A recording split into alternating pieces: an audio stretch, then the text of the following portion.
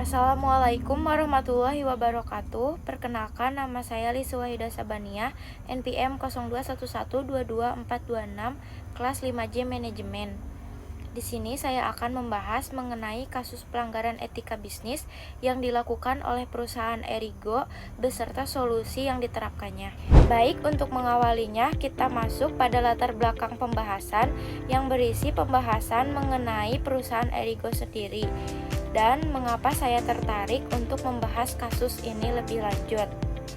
Erigo sendiri merupakan salah satu merek fashion lokal ternama di Indonesia yang mengedepankan kualitas tinggi dan desain yang mendukung berbagai kebutuhan sehari-hari maupun aktivitas traveling. Baru-baru ini Erigo mendapat sorotan karena dugaan pelanggaran etika bisnis yang terjadi di dalam perusahaannya.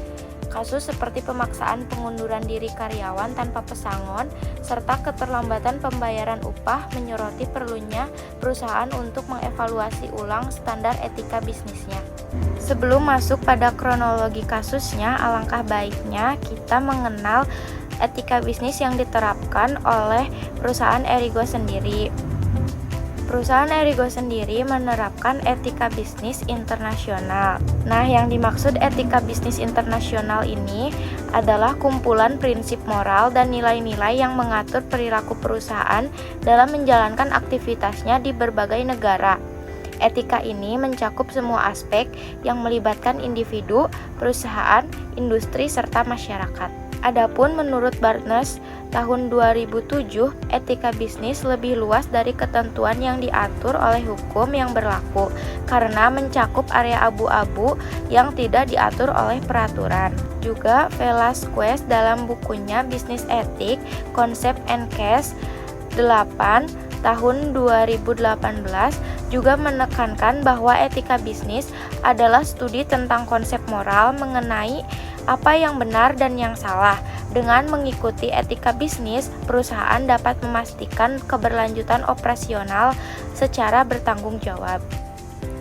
Sekarang kita masuk pada pembahasan kronologi kasusnya. Dikutip dari kumparan.com, salah satu kasus pelanggaran yang menjadi perhatian adalah pengungkapan oleh seorang karyawan Erigo melalui akun X @diahrarasati_p. Dalam unggahannya, ia menjelaskan bagaimana dirinya dan beberapa karyawan lainnya dipaksa mengundurkan diri tanpa pesangon dengan diberi dua pilihan, yaitu membayar ganti rugi sebesar 30 juta atau mengundurkan diri secara sukarela.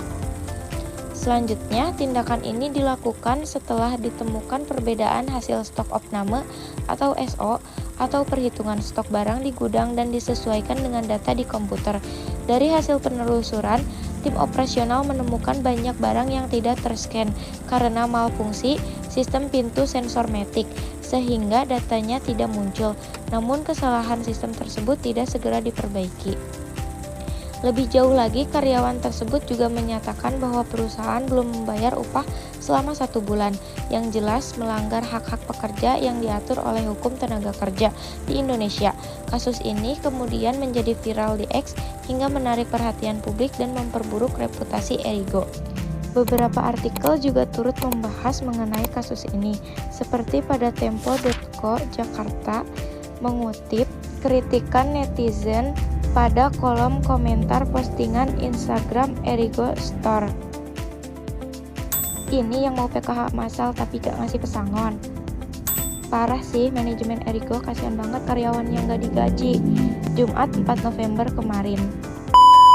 Mungkin ada beberapa faktor yang menyebabkan pelanggaran ini terjadi, antara lain adalah tekanan finansial dan operasional yang dihadapi perusahaan, persaingan ketat di industri retail, perubahan kondisi ekonomi, dan tren mode yang selalu berubah juga menambah tekanan pada perusahaan. Selain itu, langkah efisien seperti pemutusan hubungan kerja sepihak sering diambil tanpa mematuhi prosedur yang adil, hanya demi menjaga keuntungan jangka pendek. Baik, sekarang masuk pada solusi atau strategi yang harus diterapkan oleh perusahaan Erigo pada saat ini. Yang pertama, menerapkan sistem etika yang konsisten. Erigo harus segera mengembangkan dan menegakkan kode etik yang adil dan berlaku merata untuk semua karyawan. Penerapan kode etik ini harus konsisten dan tidak membeda-bedakan level karyawan maupun mitra bisnis.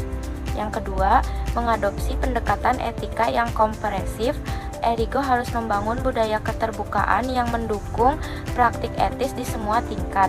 Standar etika yang diterapkan harus mencakup aspek tata kelola perusahaan, anti penyuapan, anti diskriminasi, dan tanggung jawab sosial.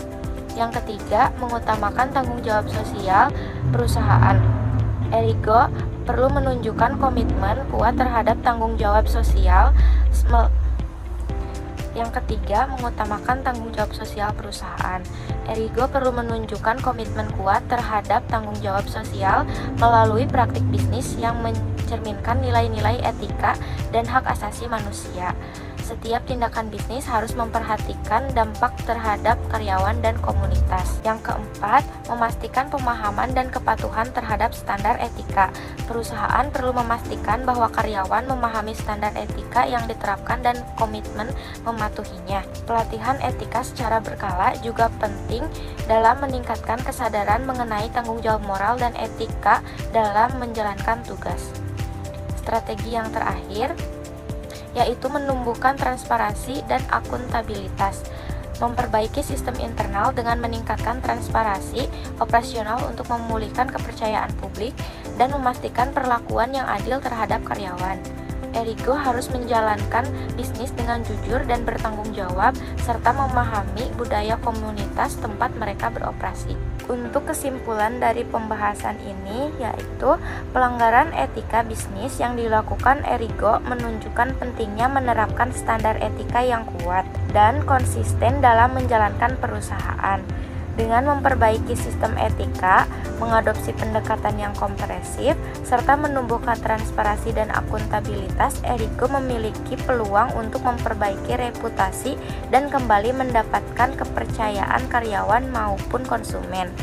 Etika bisnis bukan hanya tentang mengikuti hukum, tetapi juga tentang menjalankan bisnis secara bertanggung jawab demi keberlanjutan perusahaan dan kesejahteraan semua pihak yang terlibat.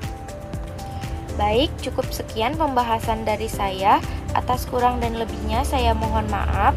Terima kasih. Wassalamualaikum warahmatullahi wabarakatuh.